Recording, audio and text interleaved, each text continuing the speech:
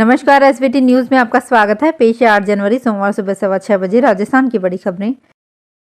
जयपुर में DGIG conference के रविवार को अंतिम दिन करीब 8 विषयों पर चर्चा होनी थी। इनमें से करीब 5 विषयों पर चर्चा के बाद पीएम नरेंद्र मोदी दिल्ली के लिए रवाना हो गए। मोदी के जाने के बाद कॉन्फ्रेंस के बाकी विषयों पर गृह मंत्री अमित शाह की मौजूदगी में हुई। प्रधानमंत्री नरेंद्र मोदी सुबह राजभवन से सीधे राजस्थान इंटरनेशनल सेंटर पहुंचे थे, जहां पर डीजीआईजी के साथ कॉन्फ्रेंस में हिस्सा लिया। मोदी ने अधिकारियों के साथ दोपहर 1 बजे लंच किया। रविवार शाम को अधिकारियों के साथ टी लेकर मोदी दिल्ली रवाना हो गए। प्रधानमंत्री मोदी के दिल्ली जाने के निर्धारित समय पर सीएम भजनलाल शर्मा जयपुर एयरपोर्ट पर पहुंचे। एयरपोर्ट पर ही सीएम सहित अन्य मंत्रियों ने प्रधानमंत्री मोदी को दिल्ली के लिए रवाना किया। इस दौरान DGP Rajasthan UR Sahu, NSA Ajit Doval भी एयरपोर्ट पर मौजूद रहे। पीएम के जाने के बाद साहू और डोभाल दोबारा से कॉन्फ्रेंस में हिस्सा लेने के लिए पहुंचे। रक्षा मंत्री राजनाथ सिंह आज सोमवार को इंग्लैंड की 2 दिन की यात्रा पर रवाना होंगे। रक्षा मंत्रालय ने रविवार को एक वक्तव्य जारी कर कहा कि रक्षा मंत्री के साथ रक्षा मंत्रालय का एक उच्च स्तरीय प्रतिनिधिमंडल भी होगा, जिसमें रक्षा अनुसंधान एवं विकास संगठन, सेवा मुख्यालय, रक्षा विभाग और रक्षा उत्पादन विभाग के वरिष्ठ अधिकारी शामिल होंगे। यात्रा के दौरान रक्षा मंत्री अपने ब्रिटिश समकक्ष ग्रांट शाप्स के साथ द्विपक्षीय बैठक करेंगे। दोनों नेताओं के बीच रक्षा, सुरक्षा और औद्योगिक सहयोग के व्यापक मुद्दों पर चर्चा होने की उम्मीद है। सिंह के ब्रिटेन के प्रधानमंत्री ऋषि सुनक से मुलाकात करने और विदेश राष्ट्रमंडल तथा विकास के मामलों के मंत्री डेविड कैमरन के साथ बैठक करने की भी उम्मीद है। वो ब्रिटेन के रक्षा उद्योग के मुख्य कार्यकारी अधिकारी और उद्योग जगत के नेताओं के साथ भी बातचीत करेंगे और वहां भारतीय समुदाय से मिलेंगे। राजस्थान की भाजपा सरकार ने मंत्रिमंडल गठन और विभागों के बंटवारे के तत्काल बाद नौकरशाही में 2 दिन पहले पहला बड़ा फेरबदल किया है। लेकिन अब सचिव, प्रमुख सचिव और अतिरिक्त मुख्य सचिव सहित विभागों में लगे अफसरों के तबादला सूची का इंतजार है। सचिवालय में बैठने वाले विभागों के प्रमुखों को अभी इस सूची में शामिल नहीं किया गया है। इसके लिए इंतजार करना पड़ सकता है, क्योंकि प्रधानमंत्री नरेंद्र मोदी ने भाजपा कार्यालय में विधायकों से बातचीत में ब्यूरोक्रेसी में बदलाव पर ज्यादा फोकस रखा था और ये स्पष्ट कर दिया था कि बार बार अधिकारी बदलने से कुछ नहीं होता। वे खुद भी इसके पक्ष में नहीं हैं। भजनलाल सरकार की पहली प्रशासनिक सर्जरी जिलों में मतदाता सूची पुनरीक्षण को देखते हुए की गई। प्रधानमंत्री नरेंद्र मोदी 2024 लोकसभा चुनाव अभियान की शुरुआत बिहार से कर सकते हैं। मीडिया रिपोर्ट्स के अनुसार 13 जनवरी को पीएम चंपारण के बेतिया में रैली करेंगे। वे रमन मैदान में एक जनसभा भी करेंगे। इसी दिन वे झारखंड के धनबाद भी जा सकते हैं। भाजपा सूत्रों ने बताया कि 13 जनवरी को बेतिया में पीएम मोदी बिहार के विभिन्न सड़कों और केंद्रीय योजनाओं का उद्घाटन और शिलान्यास कर सकते हैं। प्रधानमंत्री नरेंद्र मोदी से राजस्थान के राज्यपाल कलराज मिश्र ने रविवार सुबह जयपुर में मुलाकात की। मोदी से श्री मिश्र ने यहां राजभवन विश्राम गृह में विशेष रूप से मुलाकात की। इस अवसर पर श्री मिश्र ने प्रधानमंत्री को शुभता के प्रतीक भगवान श्री गणेश की छवि में उकेरी राजस्थान की प्रसिद्ध मीनाकारी कला का स्मृति चिन्ह भेंट किया और शॉल उठाकर उनका अभिनंदन किया।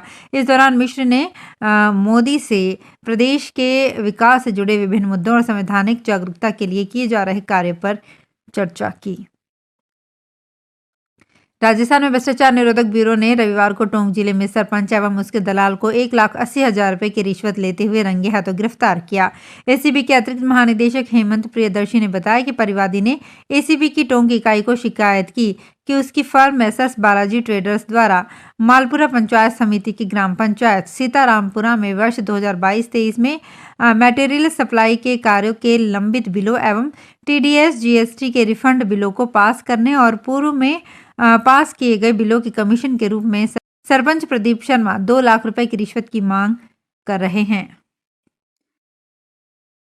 राजस्थान में इंदिरा रसोई का नाम बदलकर श्री अन्नपूर्णा रसोई करने के सीएम भजनलाल शर्मा के आदेश के बाद स्वायत्त शासन विभाग ने इसके आदेश जारी कर दिए हैं। ऑनलाइन पोर्टल पर भी रसोई का नाम बदला जाएगा।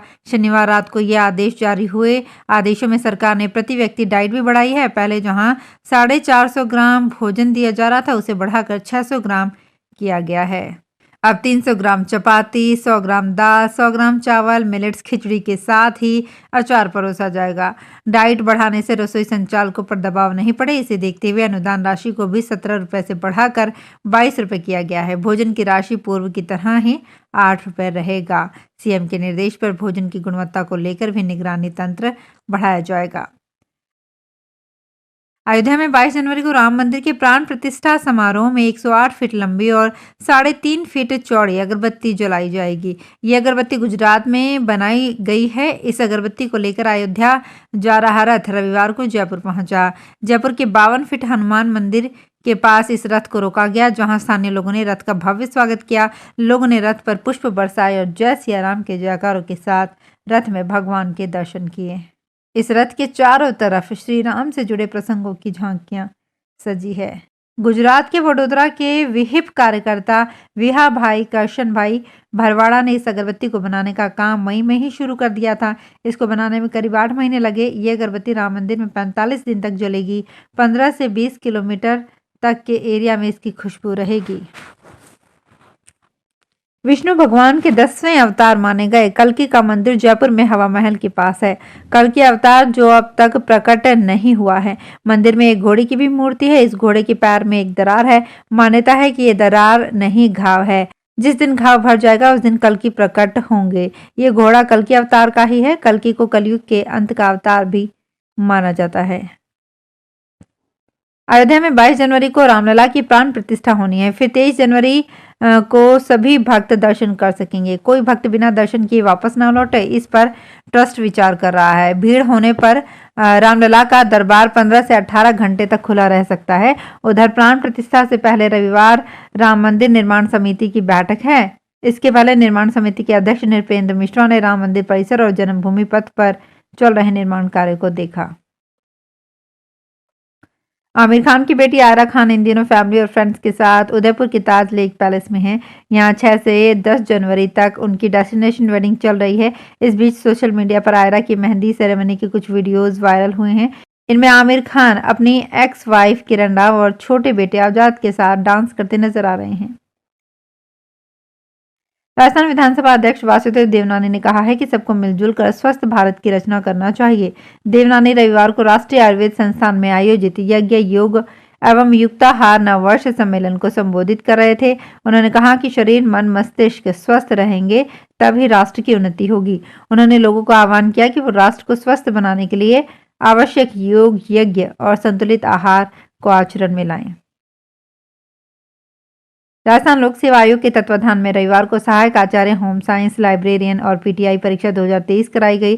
सभी मुख्यालयों पर चाक चौबंद व्यवस्था रही। पुलिस की कड़ी सुरक्षा और नेटबंदी के चलते कहीं पेपर आउट जैसी घटना नहीं हुई। परीक्षा में कुल उपस्थिति 49.86% रही। कुल पंजीकृत 1,97,766 में से 99,165 अभ्यर्थी परीक्षा में नहीं बैठे। आम आदमी पार्टी ने जेल में बंद अपने विधायक चैतर वसावा को गुजरात के भरूच लोकसभा सीट से पार्टी का प्रत्याशी बनाया है। दिल्ली के सीएम अरविंद केजरीवाल ने नेत्रांग में रैली को संबोधित करते हुए इस बात की घोषणा की। केजरीवाल राज्य के 2 दिन के दौरे पर हैं। चैतर वसावा गुजरात की देदियापाड़ा से पार्टी के एकमात्र विधायक हैं। वसावा फिलहाल वन विभाग से जुड़े एक मामले में जेल में बंद हैं। चैतर के समर्थन में अरविंद केजरीवाल जनसभा करने के लिए पहुंचे थे।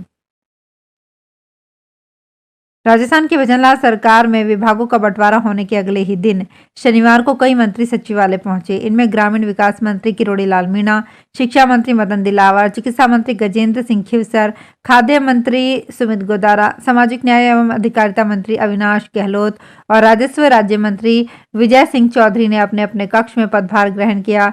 चिकित्सा एवं स्वास्थ्य मंत्री गजेंद्र सिंह खिवसर ने विभाग के अधिकारियों को आयुष्मान भारत स्वास्थ्य बीमा योजना, आयुष्मान भारत योजना, PM Ayushman Bharat health infrastructure mission, Ayushman भव योजना का संपूर्ण लाभ आमजन को पहुंचाने के सख्त निर्देश दिए। तो फिलहाल खास खबरों में इतना ही। ताजा खबरों की जानकारी के लिए देखते रहिए एसपीटी न्यूज। धन्यवाद।